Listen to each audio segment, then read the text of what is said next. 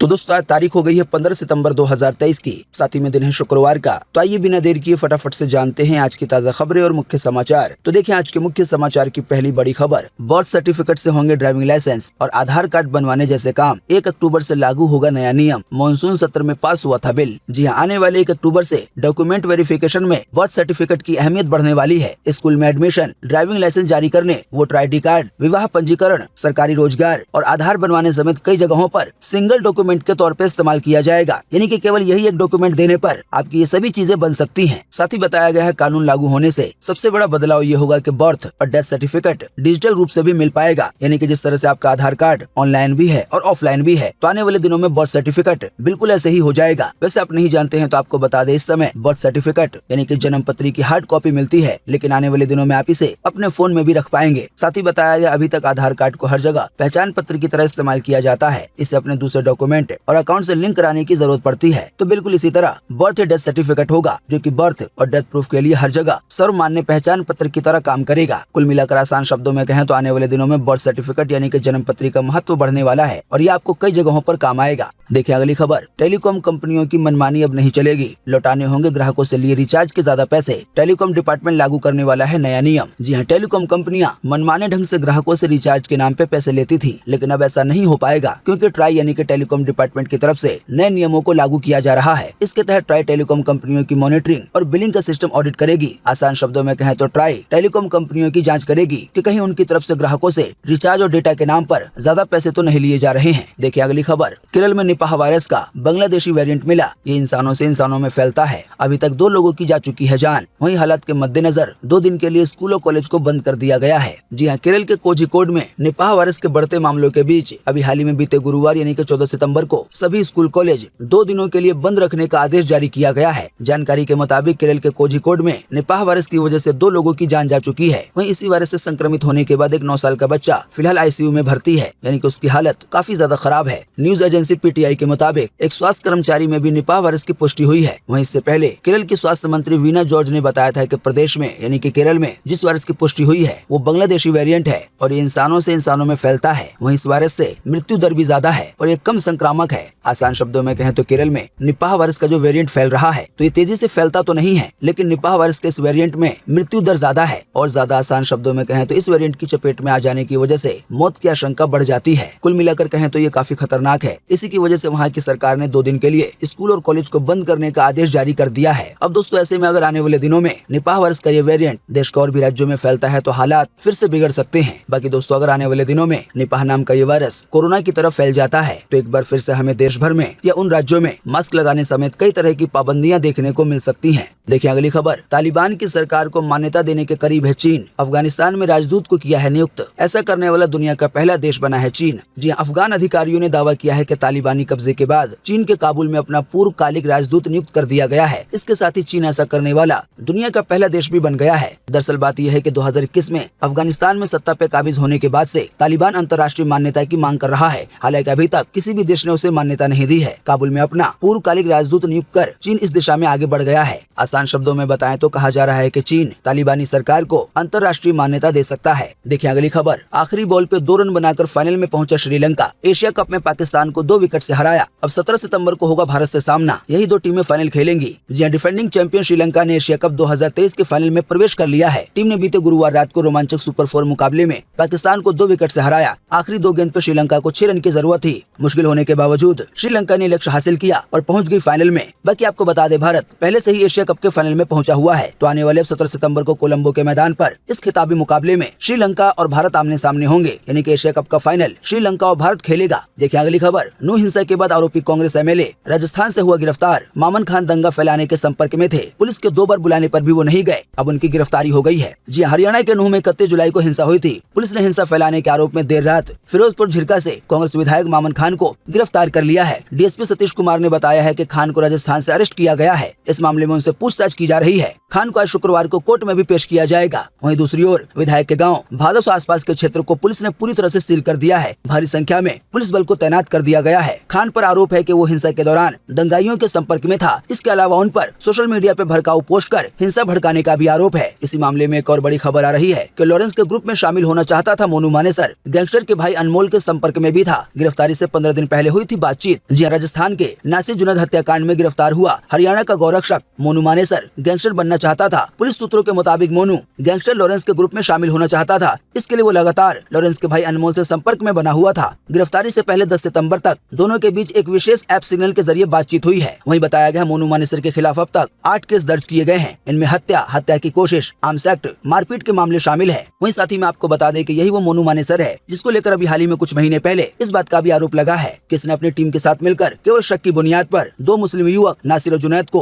Bolero car समेत जिंदा जला दिया था, क्योंकि आरोप के मुताबिक मोनू मानेसर को और इसकी टीम को इस बात का शक था कि 2 मुस्लिम युवक नासिर और जुनैद गाय के मांस की तस्करी करते हैं। हालांकि अभी से पकड़ लिया गया है, कस्टडी में ले लिया गया है और पूछताछ हो रही है। देखिए अगली खबर, INDIA गठबंधन 10 चैनल्स के 14 एंकर्स का बहिष्कार करेगा। कांग्रेस बोली नफरत के बाजार में ग्राहक बनकर नहीं जाएंगे, हमारा मकसद नफरत मुक्त भारत है। जी हाँ, बीजेपी की विपक्षी गठबंधन Indian national developmental inclusive alliance यानी कि INDIA यानी कि इंडिया ने 10 चैनल्स के 14 टीवी एंकर्स का बॉयकॉट करने का फैसला किया है। उन्होंने इसके लिए न्यूज एंकर्स की लिस्ट भी जारी की है। इन एंकर्स के नाम कुछ इस तरह हैं, जैसे कि आज तक से चित्रा त्रिपाठी, आज तक से ही सुधीर चौधरी और अमीश देवगन, वहीं नेटवर्क 18 से अमन चोपड़ा, अर्बन गोस्वामी और रूबिका लियाकत, वहीं टाइम्स नाउ से सुशांत सिन्हा, नाविका कुमार, अशोक श्रीवास्तव, वहीं आज तक से गौरव सावंत, भारत एक्सप्रेस से अदिति त्यागी, इंडिया टीवी से प्राची पराशर, वहीं नेटवर्क 18 से आनंद नरसिम्हन, वहीं इंडिया टुडे से शिव अरुर। जाहिर बात है इन एंकर्स पे इस तरह के आरोप है कि ये सभी ज्यादा बातें बीजेपी के फेवर में करते हैं। तो शायद इसी वजह से जो बीजेपी की विपक्षी गठबंधन है जिसमें देश भर की कई बड़ी बड़ी पार्टियां शामिल हैं, तो इन सभी को इन एंकर्स पे भरोसा नहीं है कि वो इनसे बातचीत करें और इनको कोई जवाब दें। बाकी दोस्तों आप इस वीडियो के नीचे कमेंट बॉक्स में कमेंट करके बताएं कि विपक्षी गठबंधन ने ये जो फैसला किया है कि वो कई एंकर्स का बॉयकॉट करेगी, आपका क्या कहना है? आप अपनी बात को इसी वीडियो के नीचे कमेंट बॉक्स में लिख सकते हैं। आपके दिए गए जवाबों से काफी कुछ पता चलेगा।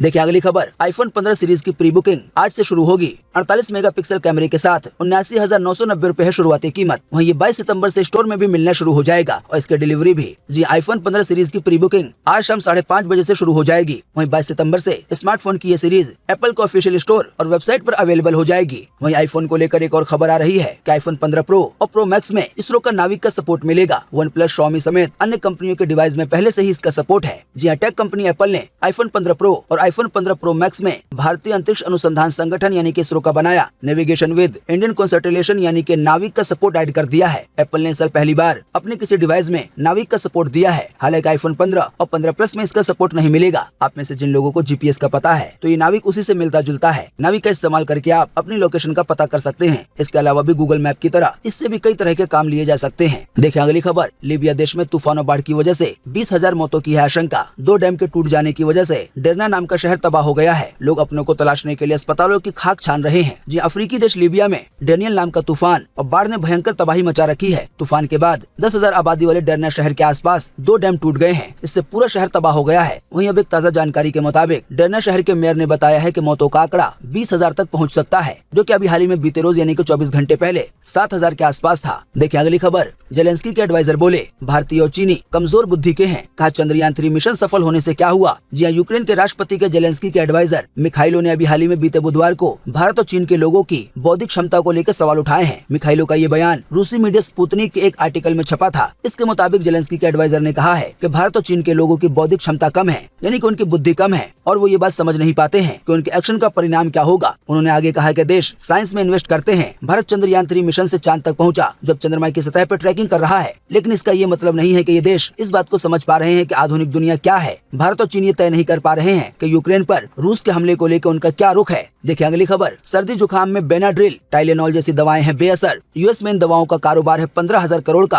अब इन्हें बैन करेगी सरकार। जी हाँ, सर्दी जुकाम होने पर आप जिन दवाओं का इस्तेमाल कर रहे हैं वो कारगर नहीं है। नए शोध में पता चला है कि सर्दी जुकाम पर उनका कोई असर नहीं होता है। अमेरिका के फूड एंड ड्रग एडमिनिस्ट्रेशन यानी कि FDA ने इन दवाओं को बंद करने का फैसला किया है। दरअसल बात यह है कि इन दवाओं में फेनिलेफ्रिन होता है, जो कि जुकाम पर पूरी तरह से बेअसर है। इसी वजह से इसे हटाने का फैसला किया जा रहा है। हालांकि इसका कोई बड़ा नुकसान नहीं है, लेकिन ये साफ हो गया है कि सर्दी जुकाम की दवा बताकर जिन दवाओं को बेचा जा रहा है वो वास्तव में काम ही नहीं कर रही हैं। देखिए अगली खबर, 80% कंपनियों को काबिल लोग नहीं मिल पा रहे हैं, इसीलिए कंपनियां उम्र दराज लोगों को हायर कर रही हैं। 41 देशों की 38,833 कंपनियों के सर्वे में ये बात सामने आई है। जी हाँ, भारत समेत दुनिया भर में बेरोजगारी का महासंकट बना हुआ है। इसके बावजूद दुनिया की 77% और देश की 80% कंपनियों को योग्य कर्मचारी नहीं मिल पा रहे हैं। यानी कि कंपनियां जिस तरह के कर्मचारी चाहती हैं, उनको 80% मामलों में कर्मचारी नहीं मिल पा रहे हैं। आसान शब्दों में समझाने के लिए कहें तो अगर कोई कंपनी और खास करके इंडिया की कंपनी 100 लोगों को हायर करती है तो कंपनी के मुताबिक मुताबिक 100 लोगों में केवल 20 लोग ऐसे होते हैं जो कि उस पद के लिए पूरी तरह से योग्य होते हैं। बाकी 80 लोग उस पद के लिए सही से योग्य ही नहीं होते हैं कि वो वाला काम सही से कर सकें। वहीं पूरी दुनिया में इसका हाल 77% के हिसाब से है। बात यह है कि अभी हाल ही में 41 देशों की 38,833 निजी और सरकारी कंपनियों पे एक सर्वे किया गया। उनसे पूछा गया कि आप जो लोगों को हायर करते हैं, नौकरी देते हैं, तो उन मामलों में आपका क्या कहना है कि आपको योग्य उम्मीदवार मिल पाते हैं? तो कंपनियों के सर्वे के मुताबिक ये जवाब आया है। आसान शब्दों में कहें तो वैसे तो लोग बेरोजगारी चिल्लाते हैं, लेकिन यहाँ पे एक बड़ी बात सामने आई है कि लोगों के पास उस तरह का हुनर नहीं है जैसा कि कंपनियां चाहती हैं या उस लेवल का नहीं है। देखिए अगली खबर, मुंबई एयरपोर्ट पर चार्टर्ड प्लेन हुआ क्रैश, 8 लोग हुए घायल। इससे जुड़ा एक वीडियो भी सामने आया है। आप देख सकते हैं अपनी स्क्रीन पर कि कैसे प्लेन लैंड होते समय जमीन से टकरा जाता है। साथ ही बताया गया ये विमान 2 हिस्सों में टूट गया, इसमें आग लग गई। आपको बता दें ये छोटा वाला प्लेन था जिसमें 8 लोग सवार थे। देखिए अगली खबर, कार्गो प्लेन से 20 टन वजनी सामान गिराया जा सकेगा, परीक्षण सफल रहा है। पहाड़ी और सीमावर्ती इलाकों में सामान पहुंचाने में आसानी होगी। इंडियन एयरफोर्स ने अभी हाल ही में एक कार्गो प्लेन से हैवी ड्रॉप सिस्टम की सफल टेस्टिंग की है। ये सिस्टम पूरी तरह से देश में ही डेवलप किया गया है। इसका नाम type V heavy drop system है। बताया गया इसके जरिए एयरफोर्स 20 टन तक वजनी वाहन, इसके अलावा भी दूसरे सामान, चाहे हथियार हो या कोई और चीज हो या खाने पीने का सामान हो, उसको नीचे गिरा सकेगा, ड्रॉप कर सकेगा, हवाई जहाज को उतारे बिना। इसकी सफल टेस्टिंग अभी हाल ही में की गई है। देखिए अगली खबर,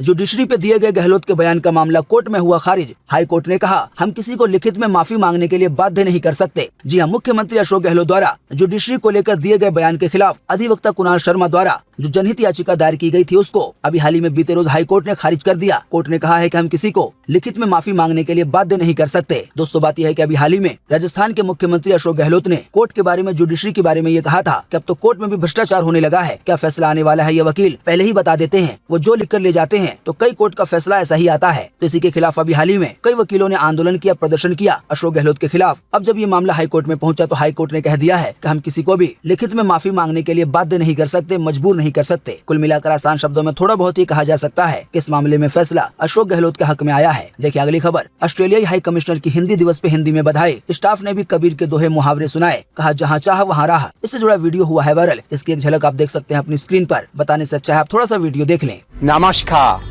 आपको हिंदी दिवस की बधाइयाँ। देखिए अगली खबर, दिल्ली एनसीआर में आज सुबह दिन में हुई रात कई इलाकों में झमाझम हुई बारिश। जी दिल्ली नोएडा में तेज हवाओं के साथ झमाझम बारिश हो रही है। सुबह से ही आसमान में घने बादल छाए हुए हैं। कुछ समय के लिए बादल इतने ज्यादा आ गए कि अंधेरा हो गया। आइए अब आपको अगली खबर में लगे हाथों बताते हैं कि आज 15 सितंबर 2023 को देश भर में कैसा रहेगा मौसम का हाल। स्काईमेट वेदर ने जारी किया है मौसम का पूर्व अनुमान। तो स्काईमेट वेदर के ही अनुसार अगले 24 घंटों के दौरान छत्तीसगढ़ और पूर्वी मध्य प्रदेश में मध्यम से भारी बारिश होगी, यानी कि आज। वहीं पश्चिमी मध्य प्रदेश, विदर्भ, पूर्वी राजस्थान, हिमाचल प्रदेश के कुछ हिस्सों में, उत्तराखंड में, केरल में, तटीय कर्नाटक में, लक्षद्वीप में और अंडमान और निकोबार द्वीप समूह में भी आज हल्की से मध्यम बारिश के साथ कुछ स्थानों पर भारी बारिश की संभावना है। इसके अलावा भी सिक्किम, असम, मेघालय, नागालैंड, कोंकण, गोवा, तेलंगाना, उड़ीसा और झारखंड में भी आज हल्की से मध्यम बारिश की संभावना है। इसके अलावा भी पूर्व उत्तर भारत, बिहार, उत्तर प्रदेश, पंजाब, हरियाणा, जम्मू कश्मीर, दक्षिण गुजरात, तमिलनाडु, आंध्र प्रदेश और पश्चिमी राजस्थान के भी कुछ हिस्सों में आज हल्की बारिश की संभावना है। देखिए अगली खबर, प्यार में मुस्कान ने बदला धर्म। टेम्पो चालक प्रेमी के साथ लिए 7 फेरे, बोली 3 तलाक के डर से मिली मुक्ति।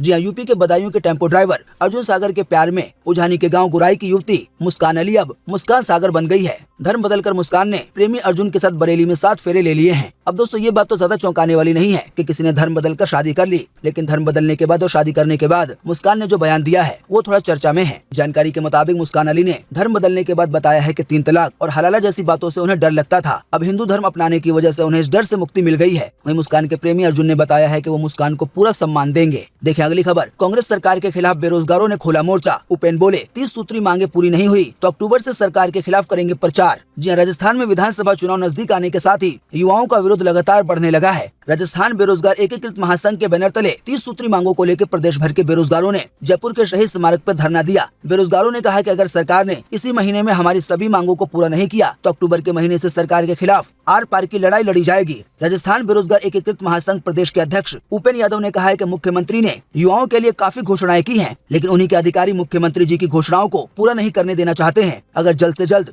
बेरोजगारों की लंबित सभी मांगों को पूरा नहीं किया गया तो विधानसभा चुनाव में सरकार को वोट की चोट से इसका जवाब देंगे। देखिए अगली खबर, शोभा यात्रा में धार्मिक झंडा छीनने का वीडियो हो रहा है वायरल। वहीं इस वीडियो को लेकर ये दावा किया जा रहा है कि मुस्लिम समुदाय के लोगों ने हिंदू युवक से छीना झंडा। हालांकि पड़ताल के बाद सच की दूसरी कहानी सामने आई है। जी सोशल मीडिया पर हिंदुओं की शोभा यात्रा का एक वीडियो वायरल हो रहा है। इसमें देखा जा सकता है कि यात्रा में एक युवक धार्मिक झंडा लेकर अपने साथ चल रहा है। इस दौरान कुछ लोग उस युवक से झंडा छीनकर झूमा झटकी करते हैं। अब इस वीडियो को लेकर दावा किया जा रहा है कि ये वीडियो हरियाणा का है, जहां मुस्लिम समुदाय के कुछ लोगों ने शोभा यात्रा के दौरान धार्मिक झंडा छीनकर जमीन पे फेंक दिया और हिंदुओं पे हमला किया। अब दोस्तों जिन भी लोगों को गुस्सा आ रहा है पहले वो शांत हो जाएं। बात यह है कि जब इस वीडियो की जांच पड़ताल की गई तो पता चला है ये मामला हरियाणा के सनौली गांव का है। गांव सनौली खुर्द में जन्माष्टमी पर्व पे गांव के युवाओं द्वारा झांकी निकाली जा रही थी। इस संबंध में आरोप है कि झांकी गांव में विशेष समुदाय के क्षेत्र में पहुंची तो वहां बजरंग दल के कुछ सदस्य धार्मिक झंडा लेकर आए और धार्मिक नारे लगाने शुरू कर दिए। इस पर सरपंच ने झगड़े के अंदेशे के चलते बजरंग दल के 2 युवकों से झंडा ले लिया। कुल मिलाकर आसान शब्दों में कहें तो इस वीडियो में मुस्लिम समुदाय का कोई रोल नहीं है। हालांकि इस वीडियो को ऐसे ही वायरल किया जा रहा है ताकि लोगों को गुस्सा आए। तो दोस्तों उम्मीद करते हैं कि आज की इस वीडियो से आपको काफी कुछ जानकारी मिली होगी।